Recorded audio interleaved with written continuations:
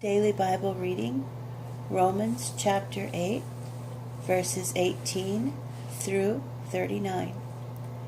I don't think the sufferings we are going through now are even worth comparing with the glory that will be revealed to us in the future. The creation waits eagerly for the sons of God to be revealed. For the creation was made subject to frustration, not willingly, but because of the one who subjected it.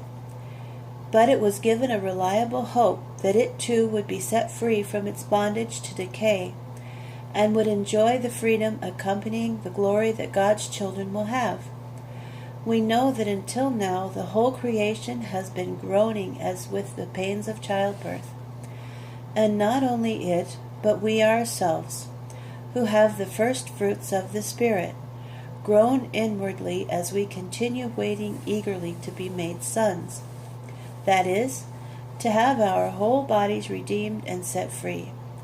It was in this hope that we were saved.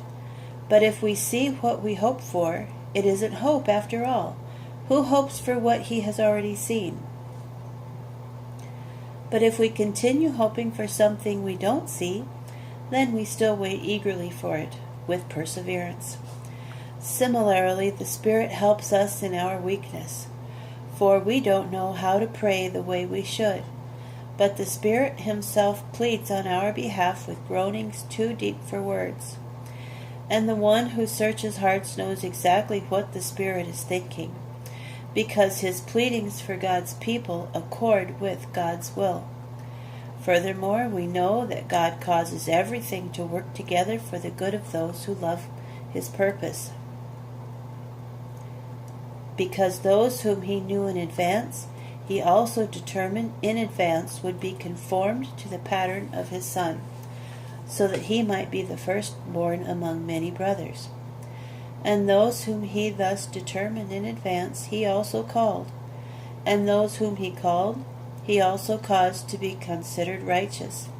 And those whom he caused to be considered righteous, he also glorified. What then are we to say to these things? If God is for us, who can be against us? He who did not spare even his own Son, but gave him up on behalf of us all, is it possible that, having given us his Son, he would not give us everything else too? So who will bring a charge against God's chosen people? Certainly not God.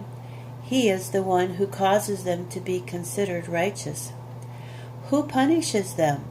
Certainly not the Messiah Yeshua, who died, and more than that, has been raised, is at the right hand of God, and is actually pleading on our behalf.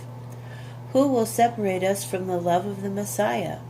Trouble, hardship, persecution, hunger, poverty, danger, war. As the Tanakh puts it, for your sake we are being put to death all day long. We are considered sheep to be slaughtered. No, in all these things we are super conquerors, through the one who has loved us. For I am convinced that neither death nor life, neither angels nor other heavenly rulers, neither what exists nor what is coming, neither powers above nor powers below, nor any other created thing will be able to separate us from the love of God, which comes to us through the Messiah Yeshua our Lord.